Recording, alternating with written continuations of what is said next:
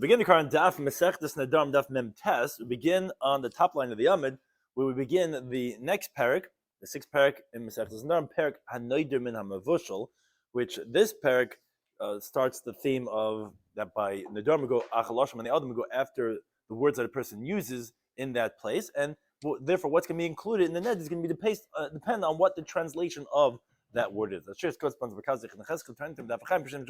Daf. Something that's discussed in today's daf is the opening halacha, the title of this week of the parak Hanoidim in a Mavushal.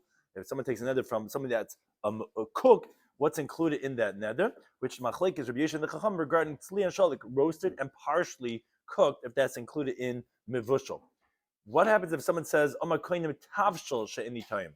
It's not the same word as Mavushal. It's a tavshal that the Mishnah is going to discuss what's included in that, and the Gemara differentiates between ma'aseh kedera, like a porridge, something that's made in a pot, if it's rach, if it's soft, or kasha, or if it's hard. Also, the Gemara has a discussion whether kara, squash, is detrimental to a sick person or not. The Gemara gets into eating customs in Bavel. And of course, in the daf, the topic of Nedarim Daf, which is really the theme of this parak, that by Nedarim we go after the way people speak, and what's included in that word will define the halacha. So we begin the current daf mem test, top line of the Amid, begins the next parak. Hanoidim in a Mavushal. Someone takes a neder, prohibiting himself from that which is cooked. So mutter, he's going to be permitted bitzli, if it's roasted, ubishalik. Shalik, the Ran says, although oftentimes it's translated as very much cooked, like stewed, here, shalik actually means it's actually partially cooked. So roasting and partially cooking is not included in the terminology of mavushal. So although he says shalik could also sometimes mean it's very much cooked, as the Gemara says in Chulun Kafiyot Mabeis, over here shalik means partially cooked. And since by Nedarim we go after Lashon B'nei Adam, and a tavshel that was very much cooked, he said would be of course included mavushal. He says and therefore must be that here shalik doesn't mean overcooked, that would be mavushal, rather it means partially cooked, and that's not included in the terminology of mavushal.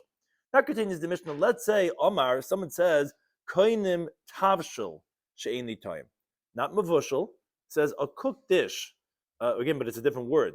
Tavshel is we translate as cooked dish. Mavushal, I don't know how article whether they translate mavushal versus tavshel, but it means something else. Tavshel is more of the noun, really. Mavushal is more of like the verb and what's done to it. So therefore, by mavushal, that would exclude roasted and partially cooked. But a tavshel, so anytime that I'm not going to eat, so then aser b'ma'aseh kedera, he's going to be forbidden in what it literally means to say something that's made in a pot. But it refers to types of porridge, like it's called chilka, targis, tisni. Those are words of like it's split into half, or into threes, or into quarters. That's how when you make the grits, it's made into smaller pieces. That's like what a porridge is. So we're saying that if it's rach, if it's soft, then it's going to be forbidden. But umutter bi'ava, actually is going to be permitted. Is not going to be forbidden if it's thick porridge. Why is that? So this Tana holds, as we're going to see in the Gemara, anything that's eaten with bread is called a tavshel, as the Gemara is going to explain. So a thick porridge is eaten independently without bread. When it's like a soupy type of thing, you'll eat it with bread. But if it's a thick porridge thing, you're not eating with bread, and therefore that would not qualify it as a tavshel. Now, the Gemara actually is going to tell us that this terminology of tavshel is forbidden by tzli and shalik, meaning unlike the case of mavushal, which means it's cooked versus roasting, a tavshel would include something that's roasted or partially cooked because it's eaten with bread. And the word tavshel in Talmudic times meant something that was eaten with bread. So the Ram points out that the words then she'ani time, according to this interpretation, is not precise. It's just telling us a chiddush to say, even if he said what I'm going to taste, it's still not anything you're going to taste. It would still be permitted if it's going to be thick. And it means from the Yerushalmi that just like when you say koinim tavshel, you're going to be permitted by thick porridge. So too, if you say anoidim min hamavushal, you're also going to be permitted by something that's thick. He also holds that it's not going to be included mavushal. It's just like mutter b'tzli b'shalik will also be ba'ava. But be that as it may, continues the Mishnah, when you say koinim tavshel she'eni toyim, what else are you permitted in? for the same reasoning as thick porridge, why it's not included in the tafshil, is a mutter bebeya turmuta. You're permitted in, the Gemara is going to explain this beyer tumita was very interesting. They would actually cook this egg 1,000 times in hot water, then 1,000 times in cold water until it shrunk so small that you could swallow it in one shot. And that type of egg was not eaten with bread. So therefore, again, it doesn't qualify as tavshil, because again, in Talmudic times, the word tavshil meant something gave with bread. And this is not eaten with bread. So the round brings it sounds like specifically this type of egg is going to be permitted, but any egg that's not cooked so much would be forbidden because it is eaten with bread. And he brings something Yerushalmi that seems to say the same idea. So what else, says the Mishnah? B'dlas haramutza. The Gemara is going to explain what the las haramutza is, but be that as it may, these things are not eaten with bread. And since they're not eaten with bread, they're not going to be included in the neder of tavshil. Then is the Mishnah, if someone takes a neder prohibiting himself from something that's made in a pot, whatever, that's the terminology that it's called. It's called maisa gedera. But ein nasa ela maisa raschasa. It's only going to be forbidden in something that bubbles. For example, something has gravy or similar types of things, like a liquidy thing, that's going to be included in maisa gedera. Now, let's say it says, I'm taking a neder hayorid liquidera, not maisa gedera. Again, you see how important are the words you're using to be able to define the parameters of what you're making the neder on. Like we say, difference between mavushal and tavshil. So maisa gedera is different than hayorid liquidera. One's a verb, one's a noun. So you say what goes into the pot, sheni tam I'm not going to eat. Oh, then then you're forbidden anything that's cooked in the pot. It was yored liquidera. But you say maisa gedera. No, maisa gedera means specific types of things. They're called maisa gedera. So therefore, again, there's going to be huge ramifications regarding what's going to be included in your neder, depending on the words that you use. So the Gemara now brings, regarding the opening halacha of our Mishnah, we said hanoidim in the mavushal. In our Mishnah, we said you're going to be permitted in sli and shalak, because that's not mavushal, that's roasted and partially cooked. However, Tanya in the Brayse Bishi actually says that if someone takes a neder from mavushal, he will be forbidden in something that's roasted. And his vava bishain ra'ila daba, although there's no proof for what I'm saying that the roasting is included in mavushal, but zeichel daba, there is a sign for this. Kashneva says the pasuk in Dibba Yom and Beis says v'yavashlu ha-pesach ba'esh kamishba. They cooked the korban pesach in fire according to the halacha. Now we all know that korban pesach could only be in tzli, roasted, and it says v'yavashlu. So you see that tzli is included in bishul. But lamaisa, the reason why it's not a full-fledged proof is the Gemara is going to say in the Maskana that truth is by Nedarim we go achalosh from the adam. So it really has nothing to do with the wording of the pasuk, but it's a zeichel davar to show that you could see that there would be such a thing that people would say such a word that say cooking when they really mean roasting. So you see that mavushal would include that of roasting. But first, the Gemara wants to say, let's say the machlekes between Rabbi Yishia and the Tana bar Mishnah is on the following principle. Rabbi Yishia Savar, he holds halach achalosh and Torah, that the way you define things is way biblical terminology. You see in the Torah it says veyavashu, it means sli. So you say sli is b'chlam mavushal. But Tana dilan Savar, but our Tana bar Mishnah held no, but the Nedarim halach achalosh the adam. By the vows you go after the way people speak, and people when they say mavushal they mean cooking, not roasting. And therefore, that's why the Tana of our Mishnah holds that's not including. So the Gemara no. The Kulam Eben agrees, and this is the very basic principle of our Mesechta, of our Perek. But Nedarim by vows, halach achalosh the adam. Your words will be defined based on the way people usually speak. But Mar Kasri, every single one of them goes according to the location that he lived, as the Gemara explains. The Tandilan in the place of our Tana of our Mishnah, litzli kavul litzli. Roast they called roast. Mavushal called mavushal, and cooking they called cooking. So therefore, tzli is not including mavushal. In the place of Rabbi Shloimy, afil tzli kavul mavushal. Even when I roasted, they called it a cook. Therefore, the wording of mavushal included that of tzli. Says the Gemara about krona sabla. What do you mean? How can you say it's based on their place? But he brought a pasuk. You see that it was not going based on losham the adam. So the Gemara smachta ba'am. It was just an illusion. Again, it was just trying to find.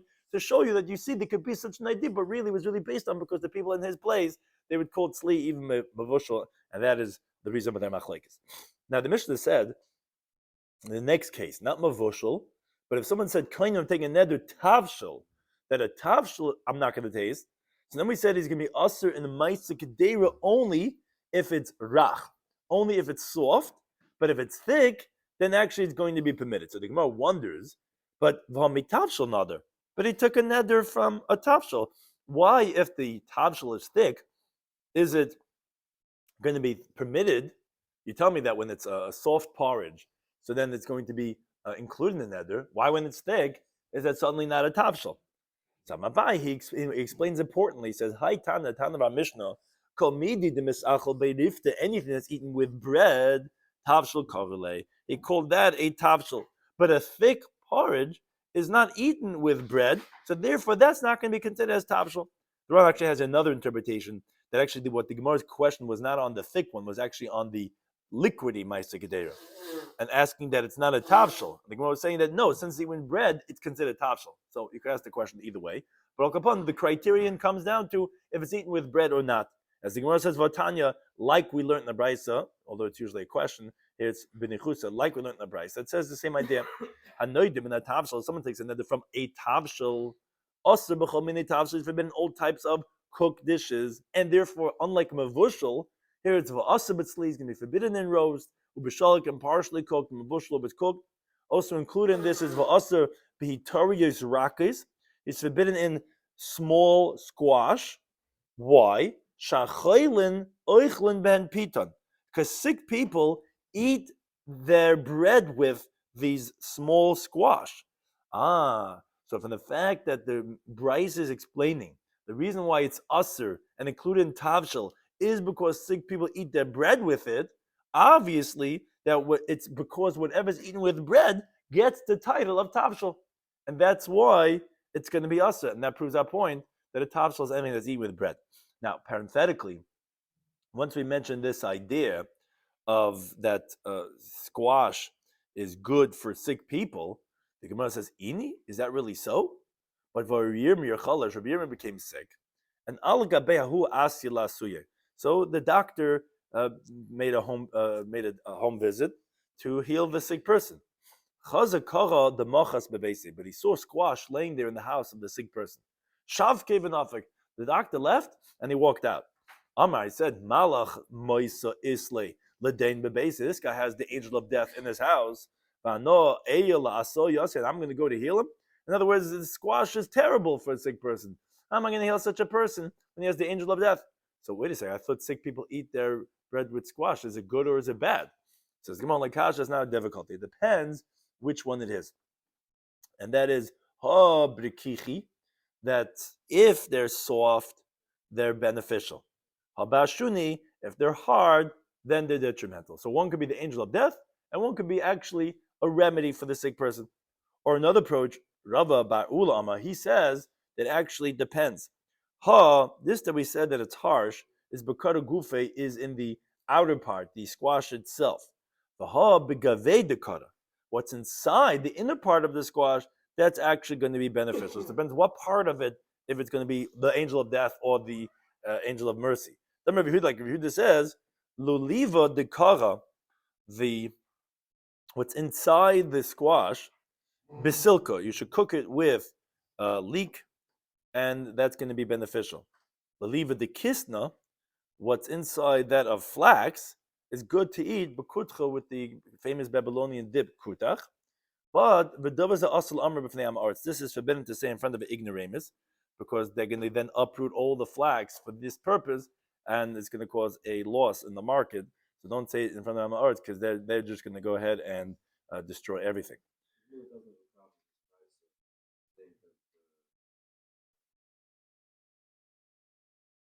No, so because it's a tavshel, not mavushal. We said that tavshel is anything that's eaten with bread, and tzli and shalak are eaten with bread, and the Ram pointed that out also. Mavushal, on the other hand, is a verb that says that what's cooked versus a cooked object.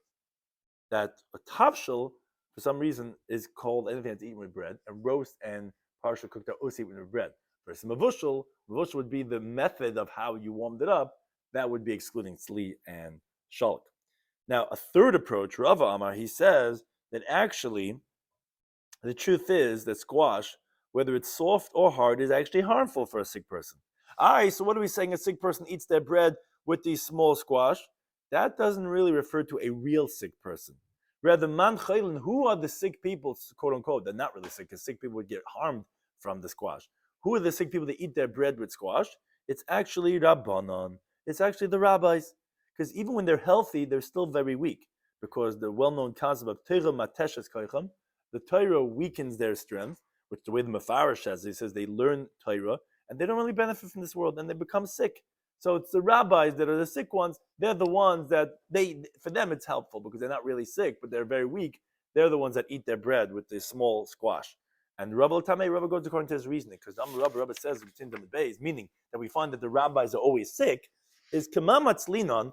The Gemara asks elsewhere, for whom do we, according to whom do we daven al katziri v'amori? All throughout the year, we daven for the sick people. According to which opinion is it that you daven for a sick person? Come on, says the Gemara, Rabbi Yisi. Meaning, the Gemara says in the first paragraph of Tazayin Medalev that Rabbi Yisi holds Adam needs mechol yom. A person gets judged every single day. So must be that the reason why you're davening every day for sick people must be like Rabbi Yisi, because according to Rabbanan, that a person gets judged on Rosh Hashanah, once there's a Gemara din, so tefillah is not going to be effective because this guy was already decided that he's going to get sick and he's going to die, or whatever's going to happen. So according to whom is it that we daven every single day? It must be like Rabbi Yisi. But that's not the main thing. We want to be medayik. We want to infer. There's two terminologies we say. With the amah from the fact that we say that ketziri umri, we say two terminologies to say sick people. Shma mina, ketziri mamash means literally a sick person. Like the Ran says, why is a sick person called ketziri? Because ketziri is their soul gets kotzer, smaller because of their illness. So it abridges their life or their quality of life. So therefore they call it ketziri, in the word of kotzar. Meri, the weak ones, are the rabbanon, are the rabbis. As we see, they're called the sick people, and they're the ones that eat their bread with this small squash. But a real sick person, you're right, it would be the angel of death. So that's a third approach to explain that, resolve that contradiction regarding the squash. Now, in the Mishnah, we said that umutta ba'ava. We said that if you make a neder from a tavshel, so then that's not going to include a thick porridge. A thick porridge is going to be permitted because it's not eaten with bread. The Gemara points out that actually masnid in our Mishnah that permits a thick porridge is because it's not eaten with bread. Is delay kibavloi. It's not like the Babylonians, because as we're going to explain in a moment, the Babylonians, they eat their porridge, thick porridge, with bread. So then it is called a tavshel, and then it is going to be forbidden. Because the Amar B'Zeri says, Bavloi tipshoy, he says the foolish Babylonians. The achli lachma b'lachma, they eat bread with bread, meaning their thick porridge is like bread itself, it's this heavy grain, and then they eat that with bread too. So how foolish that is, but al kapanim, they do eat it with bread, and therefore it would be considered as a tavshel. Now, related discussion, the Gemara gets into some eating habits that they had in Bavel. So Amar B'Chizda, he says, and the Girsa adds on the word ikka, the mashalahain, there was someone that they had asked him, lahala nakdani dehutzel. Either the Girsa has nakrani with a resh, that's like a word of cleanliness. They eat very clean, very, very etiquette. Or another terminology is like our Girsa is nakdani, means that from the term of like medaktikim. They're very precise regarding their eating. But when it comes to etiquette from the eating, they're very, very refined. So he asked him, Haden daisa, this grits, it's a food of cooked wheat. Hechen ma'ali lemachla. How is the best way to eat it? Because Rav Chizda was from the Babylonians, who they would eat their bread with daisa, with this like cooked grain. So we wanted to know, is it the chiti b'lachma the chiti? Do you eat your wheat porridge with wheat bread, with the sari b'lachma the sari, and you eat your barley with barley bread? Or maybe no, the chiti b'desari. Maybe you eat the wheat with barley bread, with the sari b'dechiti, you eat your barley with wheat bread. Like in other words, what's the ideal way of eating this lachma b'lachma, this porridge with bread? Do you do it the same type, or do you do a different type? Gemara doesn't tell us. But Rava achle b'chasisi. Rava, he ate his porridge with some roasted grain flour. Sounds pretty good. And the Gemara continues with stories regarding the porridge, that Rabbi Bar Rav Huna, Ashkechel Rav Huna, he encountered Rav Huna, the Ka'achel Daisa Be'etzbasei. He was eating porridge with his fingers. So Amalei said to him, "My Ka'achel Mar B'yodei." He said, obviously it wasn't by Tish or something like that. He says, "Why are you eating with your hands? Esmit the fingers? What is this?" Amalei said to him, Hachem Rav, this is what Rav said. Daisa porridge, that's base basim. Tastes better with the fingers. V'chol the kain betartin. V'shov you use 2 fingers. V'chol the kain betartin. V'shov you use 3 fingers. It's even more gishmak. You have to try this out at home. See how it tastes. Amalei Rav l'chia b'rei. Rav said to his son Chia. Amalei Rav Huna l'Rav b'rei. So Rav Huna said this to his son Rabbah.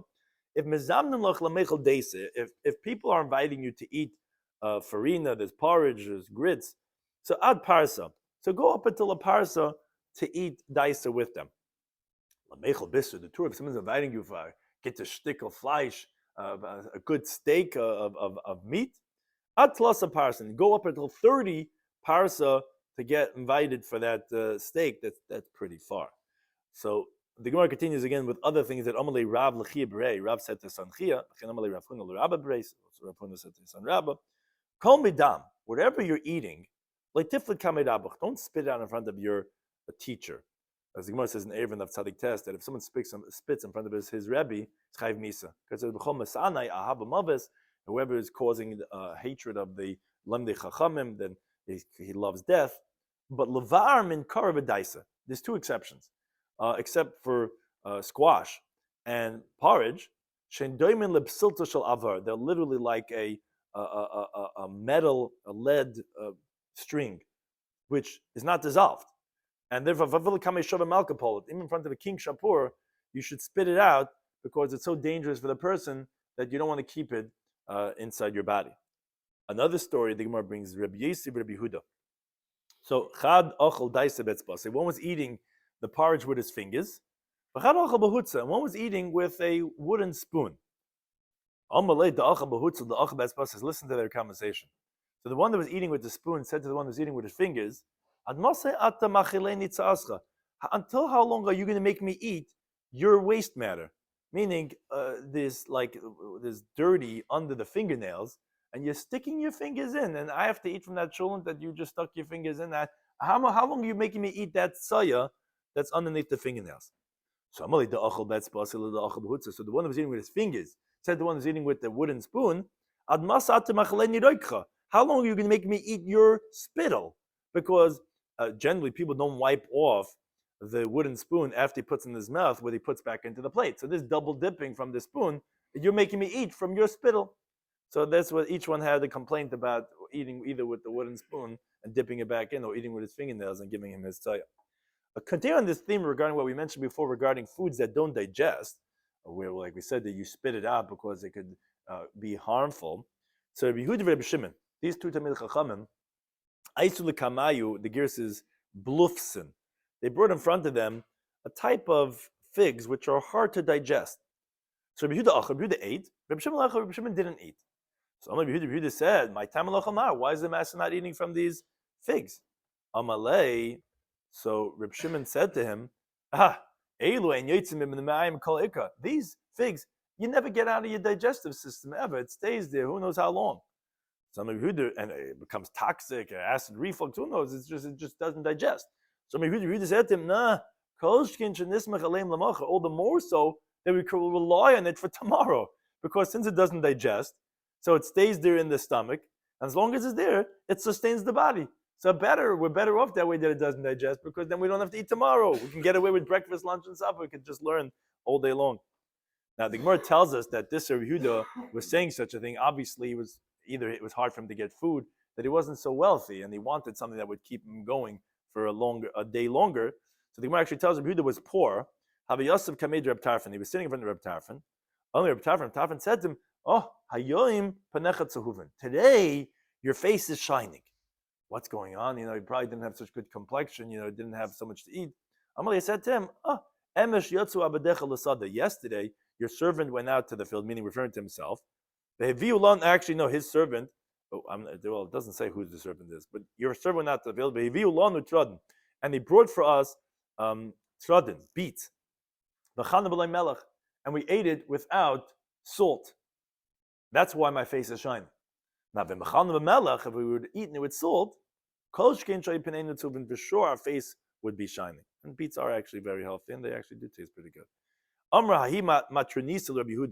So continue on this theme of Rabbi Yehuda. So a certain noblewoman who said to Rabbi Yehuda, Moida v'Ravi, meaning Moida is a Bal Hayra, you are a halachic decider, and v'Ravi means and you're intoxicated, because since she saw his face shining, she thought that he was drunk.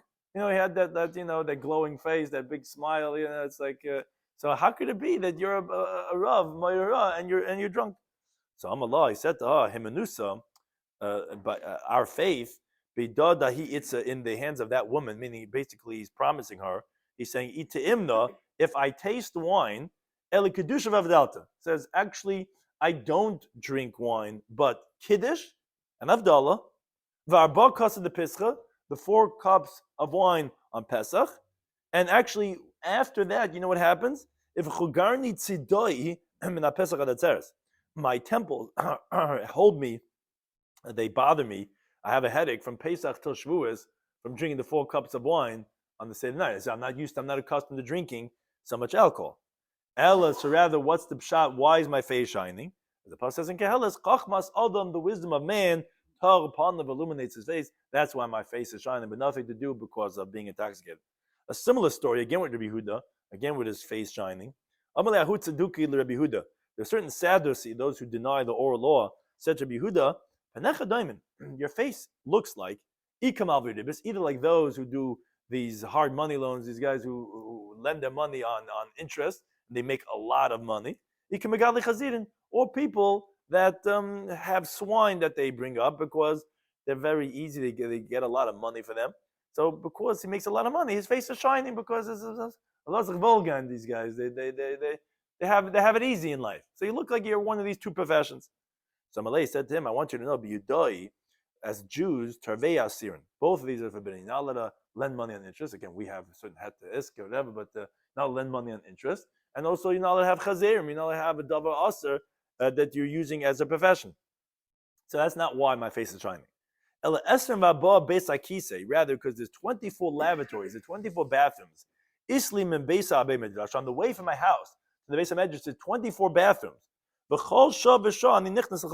Every single time, I go into every single one of the bathrooms to clear out my excretory system, and therefore, my face is shining because I have good skin, because I have a good digestive system.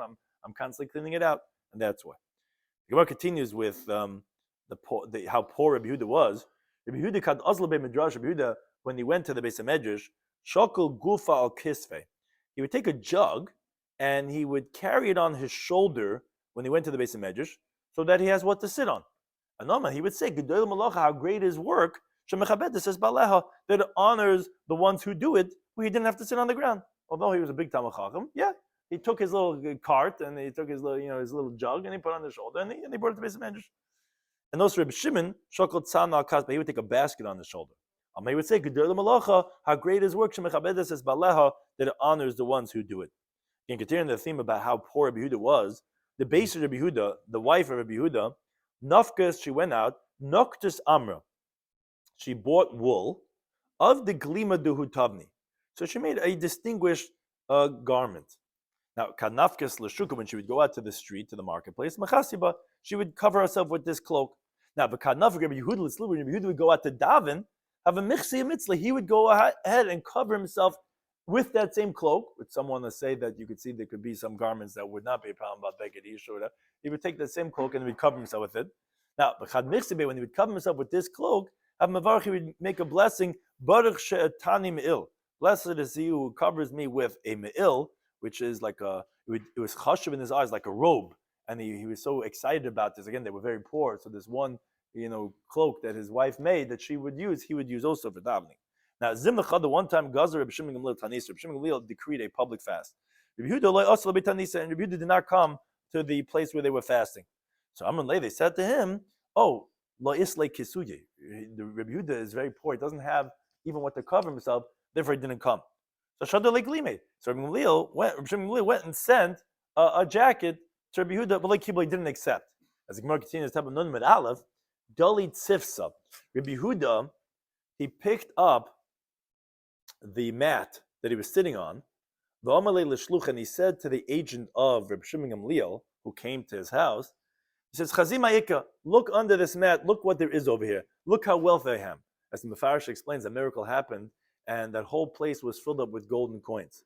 So he says, don't think it's not like I don't have if I needed to get. But I